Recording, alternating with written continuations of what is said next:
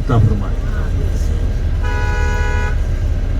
आमीन जोर से कहना है, क्योंकि जितना भी ये बयान होगा ये हजूर सल्लल्लाहु अलैहि वसल्लम का बयान होगा और अल्लाह का और सहाबा का बयान होगा।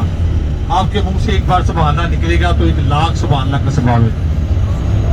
इस बयान पे एक लफ्ज़ पर सुभान अल्लाह बनता है।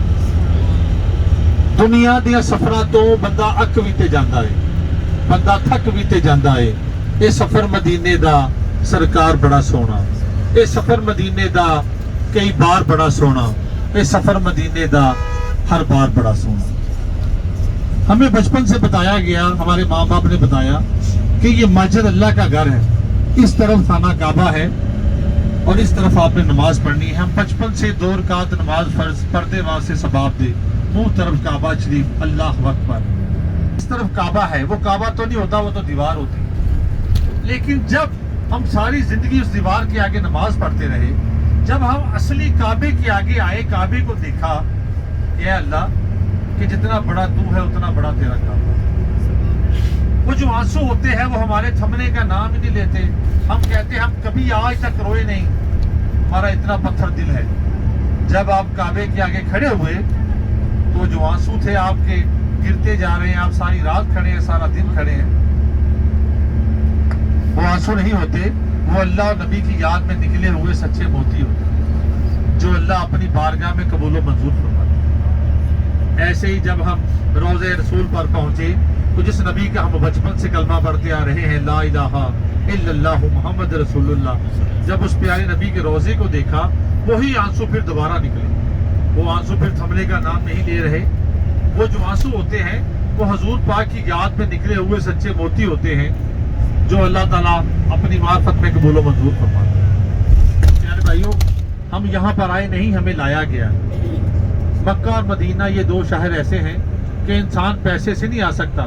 जब तक मेरा अल्लाह, मेरा नबी मोहर ना लगाए, तब तक आप मक्का मदीना में दाखिल ही नहीं हो सकते। हमारे अपने अपने शहरों में लोगों के पास करोड़ों रुपया है। हम उनसे पूछते हैं अभी आपने कब जाना है, वो कहते हैं हम अगली बार जाएंगे। अल्लाह ने उनकी ड्यूटी अगली बार की लगाई हुई। वो जिसके पास पासा नहीं है, पासपोर्ट नहीं है, वो गाड़ियों में फिर रहा है, मक्के की गलियों में, मदीने की गलियों में। जिसे चाह दर पे बुला लिया, जिसे चाह अपना बना लिया। ये बड़े कर्म के हैं फैसले, ये बड़े नसीब की बात है। प्यारे भाइयों, आपको चाहा अपना घर दिखा दिया, अपने नबी का दर दिखा दिया। हमारी कई नस्लें हमें ये मैसेज देते हुए अल्लाह को प्यारी हो गई कि अल्लाह हमें एक बार मक्का और मदीना दिखा दे, एक बार हमें हशर का मैदान दिखा दे, एक बार मैदान अरफात दिखा दे, एक बार गुंबद खिज़रा दिखा दे। लेकिन अल्लाह को नहीं मंजूर। अल्लाह ने आपको बुलाया, अपनी अपनी फैमिली में से आप आए। प्यारे भाइयों, आपको पता है कि जिसने एक बार हज कर लिया वो ऐसे हो गया जैसे पैदा हुआ बच्चा हो। जिसने रमज़ान में उम्रा किया उसने हजूर के साथ हज किया। जिसने रमज़ान में उम्रा किया, हदीस नबवी है कि जिसने रमज़ान में उम्रा किया, हजूर ने फरमाया उसने मेरे साथ हज पढ़ा। सुभान अल्लाह ने कहा। यार भाइयों, प्लीज़, मैं सुभान अल्लाह का मोहताज हूँ। हमारी पहली ज़ियारत गारे सौर है। जब मक्का के लोगों ने हम सब के प्यारे आका हज़रत मोहम्मद सल्लल्लाहु अलैहि वसल्लम को बहुत ज़्यादा तंग किया, तो अल्लाह ने हुक्म दिया कि ए मोहम्मद सल्लल्लाहु अलैहि वसल्लम यहाँ से हिजरत कर जाओ। तो हम सब के प्यारे आका हज़रत मोहम्मद सल्लल्लाहु अलैहि वसल्लम खाना काबा छोड़ने से पहले खाने काबे का दीदार करने जाते हैं और खाने काबे के आगे खड़े होकर ये इरशाद पाक फरमाते हैं कि ऐ किबला, मैं तुझे हरगिज़ न छोड़ता अगर यहाँ के लोग मुझे तंग न करते। हमारे प्यारे नबी जैसे ही खाने काबे का दीदार करने के बाद खाने काबे से बाहर तशरीफ लाते हैं तो मक्का के बड़े बड़े कुफ़ार बड़ी बड़ी तलवारें लेके आप सरकार को घेरे में ले लेते हैं। आप सरकार अल्लाह के हुक्म से जमीन से मट्टी को उठाते हैं और अपनी हथेली मुबारक पर रखते हैं और उस पर आयत पढ़ते हैं। आयत पढ़ने के बाद ऐसे भूख मारते हैं, वो जितने भी बड़े बड़े कुफ़ार बड़ी बड़ी तलवारें लेके खड़े होते हैं, सारे अंधे हो जाते हैं। हम सबके प्यारे आका हज़रत मोहम्मद सल्लल्लाहु अलैहि वसल्लम उनके दरमियान से निकलते हैं और सीधा हज़रत अबू बकर सिद्दीक़ रज़ी अल्लाह ताला के घर तशरीफ लाते हैं। हज़रत अबू बकर सिद्दीक़ रज़ी अल्लाह ताला अन्हु 3 दिन 3 रातों से सोते ही नहीं है। کہ پتہ نہیں کب سرکار آ جائیں, اگر میں سو گیا تو کہیں میرے بغیر نہ چلے جائیں. میرے آقا فرماتے ہیں اے صدیق چلو ہم نے ہجرت کے لیے جانا ہے. بولے یا رسول اللہ جیسا آپ کا حکم. ہمارے پیارے آقا اور ہمارے پیارے آقا کے صحابی جب گھر سے باہر تشریف لاتے ہیں تو ایک راستہ مدینے پاک کو جاتا ہے, ایک راستہ غار ثور کو جاتا ہے. میرے آقا فرماتے ہیں اے صدیق اگر ہم مدینہ پاک جائیں گے تو مدینہ کے چپے چپے پہ کفار کا پہرا ہے, وہ ہمارا تعاقب کر رہے ہیں, وہ ہمارا انتظار کر رہے ہیں. ہم مدینہ پاک نہیں جائیں گے, ہم غار ثور پہ جائیں گے. بولے یا رسول اللہ جیسا آپ کا حکم.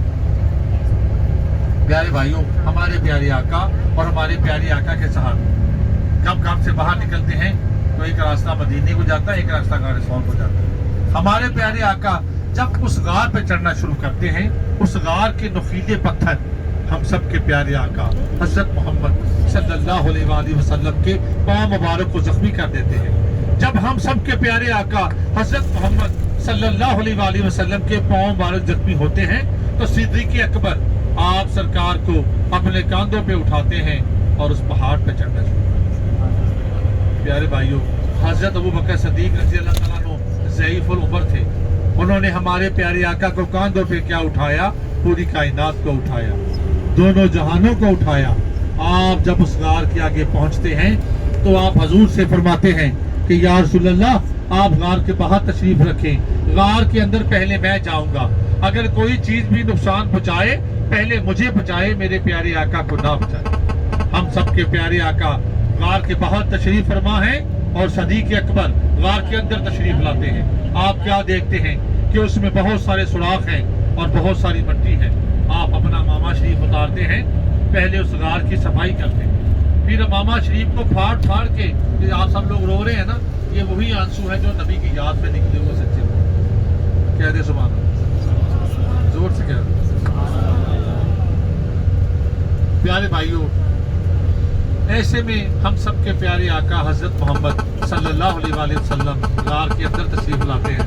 ساجی آ کی ہو گیا, موبائل بند کرو جناب, مہربانی ہے, بڑا مزہ نہیں آنا پھر اس طرح یار. پیارے بھائیوں, ہمارے پیارے آقا اور ہمارے پیارے آقا کے صحابہ حضور پاک صلی اللہ علیہ وآلہ وسلم جب غار کے اندر تشریف لاتے ہیں تو آپ حضرت ابوبکر صدیق رضی اللہ تعالیٰ سے فرماتے ہیں کہ اے صدیق میں بہت تھک چکا ہوں, مجھے نیند آ رہی. پہلے ہمارے پیارے آقا کو اپنے کاندھوں پہ اٹھایا تو پوری کائنات کو اٹھایا, پھر ہمارے پیارے آقا کو اپنی گود میں سلایا تو پوری کائنات کو سلایا. ہمارے پیارے آقا جس راستے سے گزر جاتے تھے 3 دن 3 راتیں وہاں سے نبی پاک کی خوشبو ہی نہیں جاتی. لوگ خوشبو کی فیلنگ سے یہ محسوس کرتے تھے کہ یہاں سے نبی پاک کا گزر ہوا ہے. جب اس شام کو ہمارے پیارے آقا کی خوشبو آئی, وہ خوشی سے پاگل ہو گیا. اس نے کہا یا اللہ, جس دن کا میں نے انتظار کیا آج وہ لمحہ آ گیا, آج وہ گھڑی آ گئی, آج میں پیارے آقا کا دیدار کروں گا. جب اس نے باہر آنے کی کوشش کی تو راستے میں حضرت ابوبکر صدیق رضی اللہ تعالیٰ کی ایڑی مبارک آئی. اس نے اس کو غصے سے ڈنگ مارا کہ آج تو میں نے نبی پاک کا دیدار کرنا تھا, یہ ایڑی کہاں سے آ گئی, اور ڈنگ مار کر واپس چلا گیا. تو صبح ہوئی تو تکلیف اتنی بڑی کہ حضرت ابوبکر صدیق رضی اللہ تعالیٰ کا جسم مبارک زہر کی وجہ سے اکڑ گیا اور آپ کی آنکھوں سے آنسو جاری ہو گئی. حاجی سامان وہ جو آنسو تھے نا, وہ سیدھا نبی پاک صلی اللہ علیہ وسلم کے چہرہ مبارک پر گئے صلی اللہ علیہ وسلم. اب حضور پاک صلی اللہ علیہ وآلہ وسلم وہ آنسو کے قطروں کی وجہ سے نیند سے بیزار ہوئے. سبحان اللہ. اور فرمایا اے صدیق تو کیوں رو رہا ہے, کیا تجھے گھر کی یاد آ رہی ہے, کیا تجھے بیوی بچے یاد آ رہے ہیں, کہ بیت اللہ کی یاد آ رہی ہے؟ بولے یا رسول اللہ مجھے کسی چیز کی بھی یاد نہیں آ رہی, کوئی چیز ہے جو مجھے بار بار ڈس رہی. میرے آقا فرماتے ہیں اے صدیق چلو اپنی ایڑی مبارک پیچھے کرو. حضرت ابوبکر صدیق رضی اللہ تعالیٰ عنہ اپنی ایڑی مبارک پیچھے کرتے ہیں, سانپ باہر آتا ہے. اللہ تعالیٰ کی ذات سانپ کو زبان دیتے ہیں, سانپ نبی پاک سے ہم کلام ہوتا ہے. سانپ کہتا ہے یا رسول اللہ مجھے معاف کر دیں, مجھے پتہ ہی نہیں تھا یہ ایڑی مبارک کس کی. میں نے تو جب سے اللہ سے یہ دعا کی تھی کہ یا اللہ تو مجھے اس وقت تک موت نہ دینا جب تک میں تیرے آخری نبی کا دیدار نہ کروں. سام نبی پاک کا دیدار کرنے کے بعد چلا جاتا ہے. حضور پاک صلی اللہ علیہ وآلہ وسلم اپنا لب دہان حضرت ابو بکر صدیق رضی اللہ تعالیٰ کی ایڑی پہ لگاتے ہیں اور آپ ٹھیک ہو جاتے ہیں۔ مکہ چھوڑنے سے پہلے حضور پاک صلی اللہ علیہ وآلہ وسلم حضرت علی رضی اللہ تعالیٰ سے فرماتے ہیں کہ اے علی، آج رات تو نے میرے بستر پہ سونا ہے، کہ جو میں نے لوگوں کی امانتیں پکڑی ہوئی ہیں یہ تم نے صبح واپس کر کے میرے پیچھے مدینے پاک چلے آنا۔ حضرت علی رضی اللہ تعالیٰ عنہ جب صبح سو کے اٹھے، انہوں نے مکہ کے لوگوں سے کہا، اے مکہ کے لوگوں، میں علی ساری زندگی اتنے سکون سے سویا ہی نہیں ذرا آج رات نبی پاک کے بستر پہ سویا۔ زور سے مانگتا ہے، مجھے پتہ ہی نہیں چلا کب صبح ہو گئی۔